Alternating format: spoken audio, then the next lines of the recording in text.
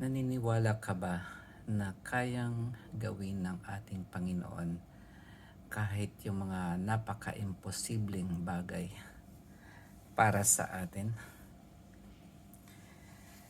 Isang mapagpalang araw po sa ating lahat. Ngayon ay December 19, araw ng Biyernes. Medyo mahaba-haba po ang ating mabuting balita sa araw na ito. Kaya simulan na po natin ang pagbabasa. Ang mabuting balita ng ating Panginoon ayon kay San Lucas chapter 1 verse 5 hanggang 25. Papuri sa iyo, Panginoon. Nang si Herodes ang hari ng Judea, may isang saserdote na ang ngalay Zacarias sa pangkat ni Abias. At mula rin sa lipi ni Aaron ang kanyang asawang si Elizabeth. Kapwa sila kalugod-lugod sa paningin ng Diyos, namumuhay ng ayon sa mga utos at tuntuning mula sa Panginoon. Wala silang anak sapagkat baog si Elizabeth at sila'y matanda na. Ang pangkat ni Zacarias ang nanunungkulan noon at siya'y naglilingkod sa harapan ng Diyos bilang saserdote. Nang sila'y magsapalaran ayon sa kaugalian ng mga saserdote, siya ang nahirang na maghandog ng kamanyang. Kaya't pumasok siya sa templo ng Panginoon sa oras ng pagsusunog ng kamanyang, samantalang nagkakatipon sa labas ang mga tao at nananalangin. Walang ano-ano'y napakita sa kanya ang isang anghel ng Panginoon, nakatayo sa gawing kanan ng damba ng sunugan ng kamanyang. Nagulat si Zacarias at sinidlan ng matinding takot nang makita ang anghel. Ngunit sinabi nito sa kanya, "Huwag kang matakot, Zacarias. Dininig ng Diyos ang panalangin mo. Kayo ni Elizabeth ay magkakaanak ng isang lalaki at Juan ang ipapangalan mo sa kanya. Ikaw ay matutuwa at magiging maligaya at marami ang magagalak sa kanyang pagsilang sapagkat siya'y magiging dakila sa paningin ng Panginoon. Hindi siya iinom ng alak o anumang inuming nakalalasing. Sa sinapupunan pa lamang ng kanyang ina, mapupuspos na siya ng Espiritu Santo. Marami sa mga anak ng Israel ang panunumbalikin niya sa kanilang Panginoong Diyos.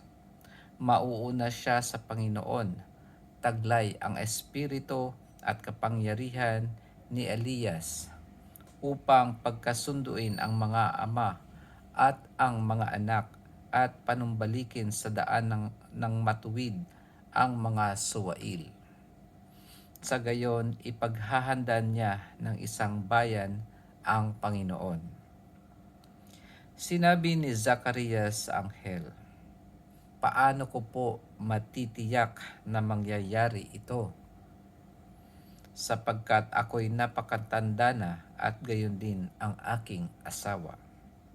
Sumagot ang anghel, "Ako si Gabriel na naglilingkod sa harapan ng Diyos.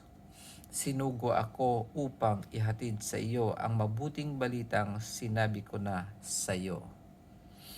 At ngayon, mabibingi ka't hindi makapagsasalita hanggang sa araw na maganap ang mga bagay na ito, sapagkat hindi ka naniwala sa mga sinabi ko na matutupad pagdating ng takdang panahon."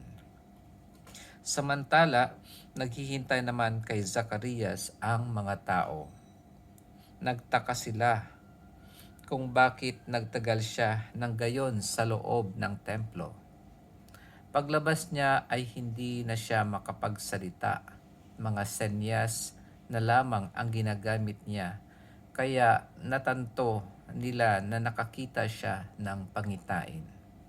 At siya'y nanatiling pipi. Nang matapos ang panahon ng kanyang paglilingkod, ay umuwi na siya. Hindi nga nagtagal at naglihi si Elizabeth at hindi ito umalis ng bahay sa loob ng 5 buwan. Ngayon nilingap ako ng Panginoon, wika ni Elizabeth. Ginawa niya ito upang alisin ang aking kadustaan sa harapan ng mga tao. Ito ang mabuting balita ng ating Panginoon. Pinupuri ka namin, Panginoong Hesukristo. Yon, napakahaba ng ating binasa ngayon. Verse 5 hanggang 25.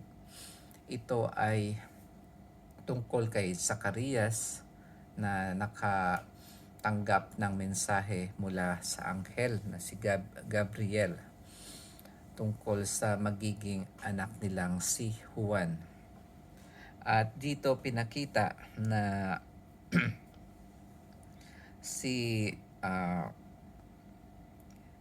dito sa una sinabi rito na si Zacarias ay isang saserdote. At mula rin sa lipi ni Aaron ang kanyang asawa na si Elizabeth. So nasa lipi ni Aaron, malamang ito ay nasa tribo o nasa lipi ni Aaron si Elizabeth sa father side. Pero sa mother side, malamang na siya ay galing sa lipi ni Haring David, katulad ni Maria, dahil sila ay magpinsan o kaya kinswoman. Kapwa sila kalugod-lugod sa paningin ng Diyos, namumuhay ng ayon sa mga utos at tuntuning mula sa Panginoon. Wala silang anak sapagkat baog si Elizabeth at sila'y matatanda na. At ang pangkat ni Zacarias ang nanungkulan noon. So nagkaroon sila ng parang siguro parang palabunutan kung sino ang maglilingkod sa templo. At kapag nabunot ang iyong pangalan, ay ikaw yung maglilingkod. At si Zacarias yung nabunot. Kapag ang saserdote ay maglilingkod, ay siya ay maninirahan doon sa isang gusali malapit sa templo. At hindi siya muna uuwi hanggat hindi pa tapos ang kanyang paninilbihan. At kaya nga sinabi rito ay nang matapos ang panahon ng kanyang paglilingkod ay umuwi na siya. Ibig sabihin doon siya nakatira pansamantala habang naglilingkod siya sa templo. Sa templo maraming part yung templo. Meron dito sa labas na ang tinatawag ay Court of the Israelites. Doon yung mga tao. Sumunod nun na part ng templo ay tinatawag na Holy. Yun yung pinuntahan at doon pumasok si Zacarias kung saan naghandog siya ng kamanyang. At ang sumunod doon ay ang Holy of Holies na sa pagkakaalam ko ay minsan lang sa isang taon pumapasok doon at nag-aalay sila ng lamb or para sa kasalanan ng mga tao. At dito sinasabi na nagulat si Zacarias at sinidla ng matinding takot nang makita niya ang anghel. Kasi ang pagkakaalam ng mga Hudyo, kapag nakakita ka ng isang anghel, ay diretso na bigla ka na lang mamamatay. Kaya ganun na lamang ang pagkatakot ni Zacarias nang makita niya ang anghel. Kaya sinabihan siya ng anghel na Gabriel na huwag kang matakot. At dito ay nagkaroon ng parang consequence ang hindi pag ang hindi nung hindi naniwala si Zacarias na mangyayari yung sinasabi ng anghel. Kasi sabi niya, papaano ko matitiyak o kaya papaano ko malalaman na mangyayari nga ito. Ito, ang kaibahan dun kay Maria ay in what way o kaya papaano mangyayari ay kasi wala pa naman hindi pa naman kami nagsasama ni Jose. Samantalang dito kay Zacarias ay papaano ko matitiyak. Kaya nandun yung pag-aalinlangan na magaganap ang sinasabi ng anghel sa kanya. Kaya ang naging consequence nun ay na ano siya, di siya nakarinig at naging pipi siya. Ang iiwan ko sigurong mensahe ay dito sa itong parang consequence ng yung hindi naniwala si Zacarias sa sinabi ng anghel, na ito yung time na binigyan siya ng panahon hanggang ipanganak si Juan na makapag-nilay-nilay kung tungkol sa mga mangyayari at kung papaano gumagawa ng parang kakaiba o mga miracle ang ating Diyos. Sa ating buhay, ganun din naman kapag tayo ay hindi pa naniniwala sa Diyos. Ang pwedeng gawin ng ating Panginoon ay dumanas tayo ng mga pagsubok kung saan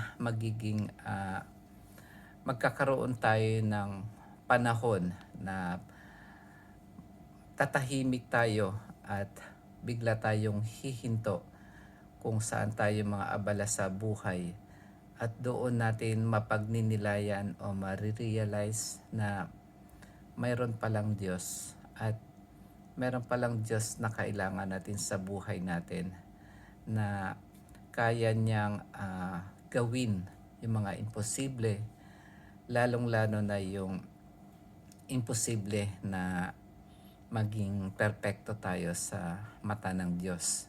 Yung hindi pa tayo nabubulid sa kasalanan at namumuhay tayo sa matuwid na buhay. Ito yung sa tingin ko ay mensahe ng ating Panginoon sa mabuting balita ngayon, na darating sa punto ng buhay natin na tayo ay magninilay-nilay at hihinto tayo sa mga bagay na pinagkakabalahan natin para maunawaan natin ang Diyos na mayroon siyang parte sa ating buhay. Yun lamang po mga kapatid, maraming salamat sa pakikinig. Sana ay mayroon kayo natutunan at magkita-kita po tayo bukas. Pagpalain po lagi tayo ng Panginoon. Amen.